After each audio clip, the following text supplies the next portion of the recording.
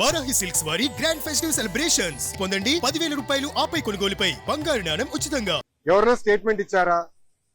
మంత్రి కానివ్వండి, అంటే గౌరవ ముఖ్యమంత్రి గారు కానివ్వండి, గౌరవ ఉప ముఖ్యమంత్రి గారు కానివ్వండి, ప్రభుత్వం సంబంధించిన అంటే ఎన్డీఏ ప్రభుత్వానికి సంబంధించిన ఎవరైనా స్టేట్మెంట్ ఇచ్చారా? పలానా భూమి 14,000 కోట్ల రూపాయలు కేంద్ర ప్రభుత్వం, రాష్ట్ర ప్రభుత్వం విశాఖ ఉక్కుని కాపాడడానికి మేము ఇన్ఫ్యూజ్ చేశాం. ఈరోజు విశాఖ ఉక్కు థర్డ్ మన బాయిలర్ ఏదైతే ఉందో అది కూడా మేము యాక్టివేట్ చేశాము. ఫుల్ ప్రొడక్షన్ కి మేము తీసుకొచ్చాము. గతంలో కూడా ఇలాంటి పరిస్థితి వస్తే ఆనాడు వాజ్పేయి గారు, చంద్రబాబు నాయుడు గారు కలిసి విశాఖ ఉక్కుని కాపాడారు. ఈ రోజు మోడీ గారు, చంద్రబాబు నాయుడు గారు కలిసి మళ్ళీ విశాఖ ఉక్కుని కాపాడుతున్నారు. సో అపోహలు ఏం అవసరం లేదు. విశాఖ ఉక్కుని ప్రైవేటీకరణ జరగదు, జరగనీయం. కానీ విశాఖ ఉక్కు ప్రాఫిట్ లో నడవాలని మేము అందరం కోరుకుంటున్నాం. ఎందుకంటే పదే పదే బెయిల్అవుట్లు ఇస్తాం కరెక్ట్ కాదు. ప్రాఫిట్ లో నడవాలి, దానికి అందరూ సహకరించాలి. విశాఖ ఉక్కుకి సంబంధించిన భూమి ఒరిజినల్ ఇంటెన్షన్ కి ఇచ్చారో దానికే వాడతాం తప్ప వేరే దానికి డైవర్ట్ చేయాలన్న ఆలోచన ఎన్డీఏ ప్రభుత్వానికి లేదు. సిపిఎం సోదరులకి స్క్రిప్ట్ ఎక్కడి నుంచి వచ్చిందో వాళ్ళే దానికి సమాధానం చెప్తే బాగుంటుంది.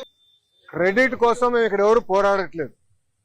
పని చేసేదానికి, ప్రజలకి పెద్ద ఎత్తున ఉద్యోగాలు, ఉపాధి కల్పించడానికి మేము అహర్నిశలు కష్టపడుతున్నాము.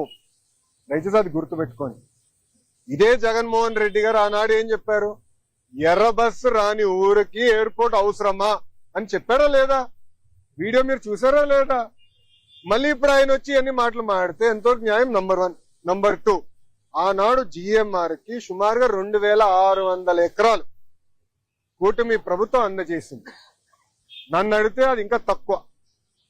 ఒక్క హైదరాబాద్ ఎయిర్పోర్ట్ కి 5,000 ఎకరాలు ఇచ్చాం. ఆనాడు ఇదే పెద్ద మనుషులు ఏమన్నారంటే హైదరాబాద్ ఎయిర్పోర్ట్ కి 5,000 ఎకరాలు అవసరమా, ఎయిర్పోర్ట్ కి 5,000 ఎకరాలు అవసరమా? ఈ రోజు మీరు హైదరాబాద్ ఎయిర్పోర్ట్ చూడండి, అదే సమయంలో బెంగళూరు ఎయిర్పోర్ట్ చూడండి. ఈ రోజు బెంగళూరు సిటీ 2వ ఎయిర్పోర్ట్ కోసం ఎత్తుకుతున్నారు.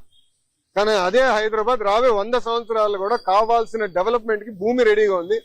ఇదే టెర్మినల్ ఇంకొక మిర్రర్ కాపీ అటు పక్కన చేయొచ్చు. సో అలా ముందు చూపుతో ఒక విజన్ తో చంద్రబాబు నాయుడు గారు ఆనాడు చేశారు. జగన్మోహన్ రెడ్డి గారు అధికారంలోకి వచ్చిన తర్వాత జిఎంఆర్ కి ఇచ్చిన భూమి కూడా వెనక్కి తీసుకున్నాడు. సుమారుగా 600 ఎకరాలు వెనక్కి తీసుకున్నారు. కూటమి ప్రభుత్వం తిరిగి వచ్చిన తర్వాత ఆ భూమి మళ్ళీ జిఎంఆర్ కి తిరిగి ఇచ్చారు. ఎందుకు ఇచ్చారు మనం చెప్పాలి. కేవలం ఒక ఎయిర్పోర్ట్ లో ఫ్లైట్ ల్యాండ్ అవుతాము, ప్యాసింజర్స్ దిగుతాం, ప్యాసింజర్స్ ఎక్కి వెళ్ళిపోతాం కాదు. లార్జర్ ఎకో సిస్టమ్ అనేది చాలా చాలా అవసరం. లార్జర్ ఎకో సిస్టమ్ అంటే MRO engine maintenance, under body maintenance, paint shop, ఇవన్నీ ఎకో సిస్టమ్ ఏర్పాటు చేస్తేనే పెద్ద ఎత్తున మన పిల్లలకి ఉద్యోగాలు, ఉపాధి కల్పించగలుగుతాం. ఆ లక్ష్యంతో ఆ భూమి కూడా తిరిగి వాళ్ళకి ఇచ్చి ఎంఆర్ఓ ఏర్పాటు చేస్తున్నాం. మొన్న నేను వచ్చాను, అశోక్ గజపతి రాజు గారి దయ వల్ల మానసాస్తో జిఎంఆర్ ఒప్పందం చేసి ఒక వరల్డ్ క్లాస్ ఏవియేషన్ యూనివర్సిటీ కూడా కడుతున్నాం.